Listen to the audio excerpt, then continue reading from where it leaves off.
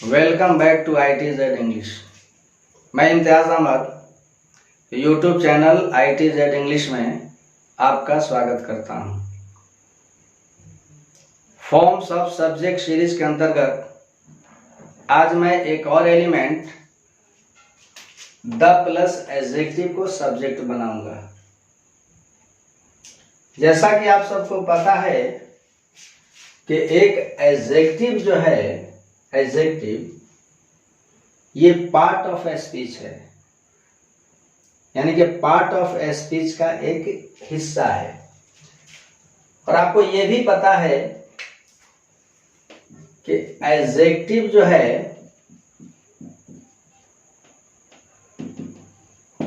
Adjective का मतलब a word that qualifies a noun or pronoun। एक ऐसा शब्द जो एक नाउन या प्रोनाउन को क्वालिफाई करता हो, नाउन या प्रोनाउन को मॉडिफाई करता हो, तो वह एडजेक्टिव होता है। आप ऐसे भी कह सकते हो कि an adjective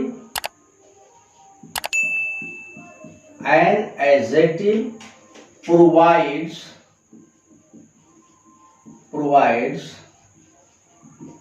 additional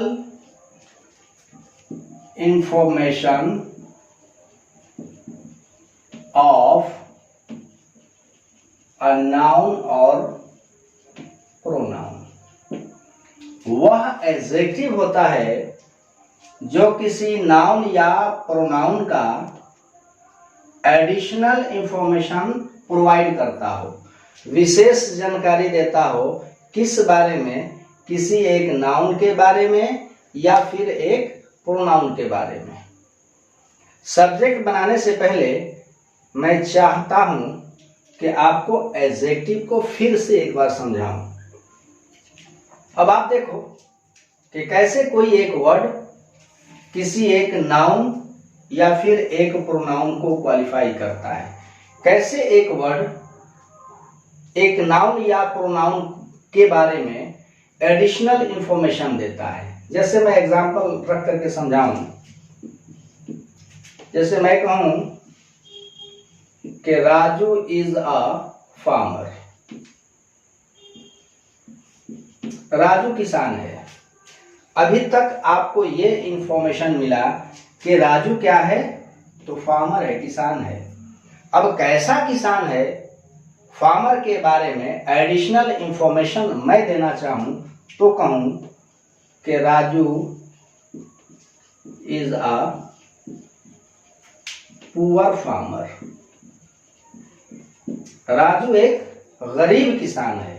अब यहाँ पुअर जो है फार्मर को क्वालिफाई कर रहा है, फार्मर के बारे में एडिशनल इंफॉर्मेशन दे रहा है, अर्थात पुअर जो है एक एडजेक्टिव है। एडजेक्टिव वह शब्द है जो एक नाउन या प्रोनाउन को क्वालिफाई करता हो या नाउन या प्रोनाउन के बारे में एडिशनल इंफॉर्मेशन देता है। ठीक है। अब देखो, एडजेक्टिव में तो नंबर होता नहीं। नंबर तो 3 ही जगह आते हैं। कोई एक नाउन सिंगुलर या प्लूरल होता है, प्रोनाउन सिंगुलर या प्लूरल होते हैं, फिर वर्ब तुम्हारा सिंगुलर या प्लूरल होता है। एडजेक्टिव में नंबर नहीं होता है। ठीक है। अब इसके बाद देखो कि हम एडजेक्टिव से कभी कभी नाउन की रचना करते हैं, नाउन बनाते हैं। एडजेक्टिव से नाउन बनाने के लिए मैंने 2-4 एग्जाम्पल रखे हैं। ये वर्ड्स जो हैं एडजेक्टिव हैं, ये वर्ड एडजेक्टिव हैं। अब मैं इनसे नाउन बनाऊंगा। जैसे काइंड से एक नाउन बनता है। काइंड के अंत में सफिक्स नेस लगा करके हम इसको नाउन बना लेते हैं। पुअर से बनता है पोवर्टी, गरीबी। काइंड मैंने दयालु, काइंडनेस का मतलब दयालुता। पुअर गरीब, पोवर्टी गरीबी। ऑनेस्ट ईमानदार, यहां से बनेगा ऑनेस्टी ईमानदारी। ब्रेव बहादुर, बनेगा ब्रेवरी बहादुरी। तो ये सारे आपके एब्स्ट्रैक्ट नाउन बन गए। ठीक है, कुछ और भी ऐसे एडजेक्टिव हैं जिनका प्रयोग हम सब्जेक्ट के रूप में करते हैं, लेकिन अभी फिलहाल मुझे द प्लस एडजेक्टिव को सब्जेक्ट बनाना है। ठीक है, अब देखो एडजेक्टिव के अंदर तो नंबर आता नहीं है ना, नंबर नहीं होता है। अब इन वर्ड से, इन एडजेक्टिव से आपने तो नाउन बनाया, एक और भी एडजेक्टिव से नाउन हम बना लेते हैं। जैसे मैं कहूँ कि हम एडजेक्टिव के पहले आर्टिकल द का प्रयोग करके हम उसे नाउन में बदल देते हैं, है ना। जैसा कि आपको पता है कि ये दी जो है डिफिनिट आर्टिकल है, डिफिनिट आर्टिकल। मैं बार बार इसको बताता हूं कि दी जिस नाउन के साथ लगती है उसको डिफिनिट बना देती है, श्योर बना देती है। दी का एक बस मात्र यही फंक्शन है कि दी जहां आएगी वह नाउन पार्टिकुलर हो जाएगा, है ना, एकदम स्पेसिफिक हो जाएगा। दी का यही फंक्शन होता है।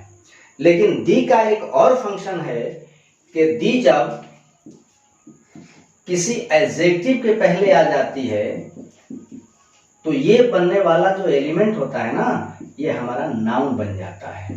क्या बन जाता है?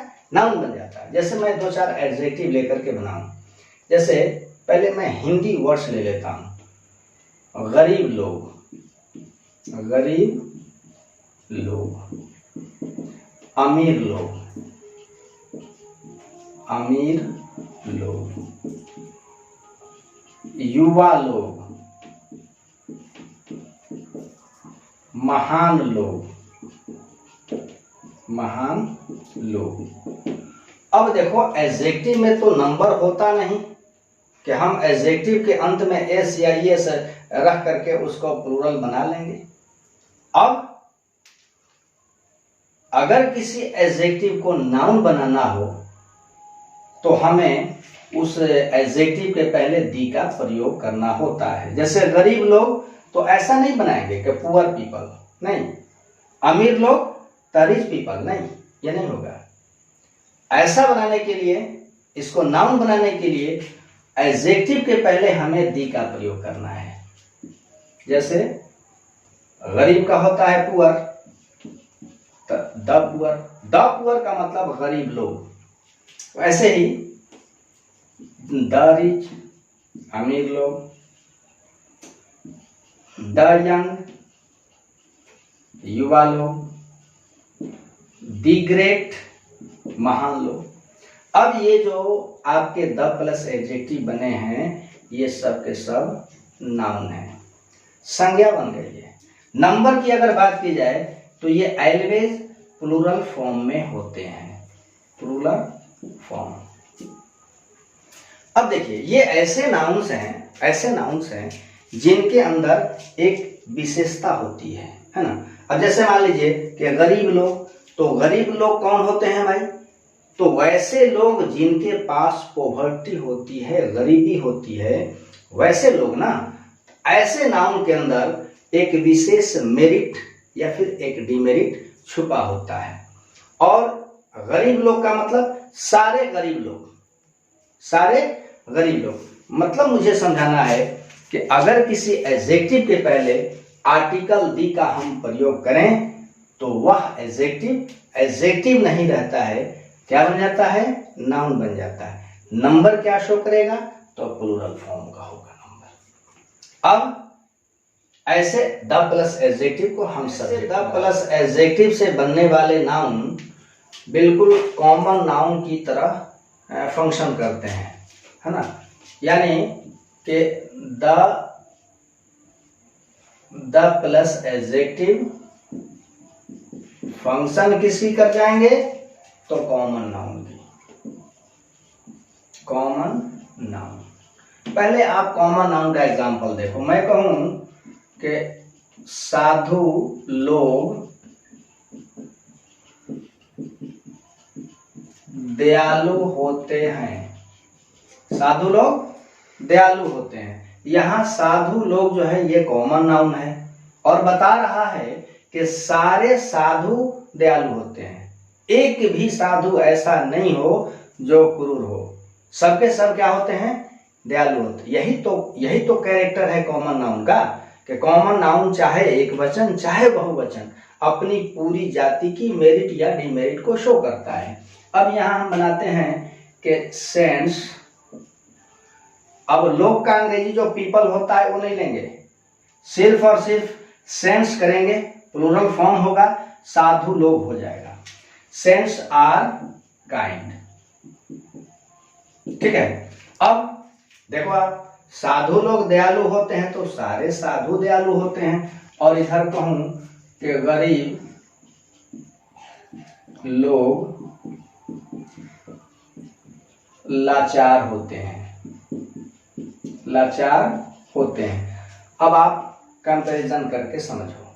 साधु लोग दयालु होते हैं तो सारे साधु दयालु होते हैं, और गरीब लोग लाचार होते हैं तो सारे गरीब लोग लाचार होते हैं। बताओ, गरीब लोग द प्लस एडजेक्टिव से बनेगा और ये आपका कॉमन नाउन, तो दोनों का कैरेक्टर बिल्कुल सेम है कि नहीं है ना? जो गरीब लोग सारे गरीब लोग, साधु लोग तो सारे साधु लोग। अब यहाँ का प्रोसेस क्या है कि चूंकि एडजेक्टिव में नंबर नहीं होता, इसको प्लूरल फॉर्म का नाउन बनाने के लिए हम क्या करते हैं? द का यूज करते हैं, है ना? The poor are helpless. ठीक है। अमीर लोग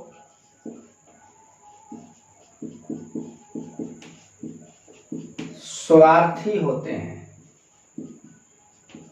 स्वार्थी होते हैं। अमीर लोग क्या बनाएंगे?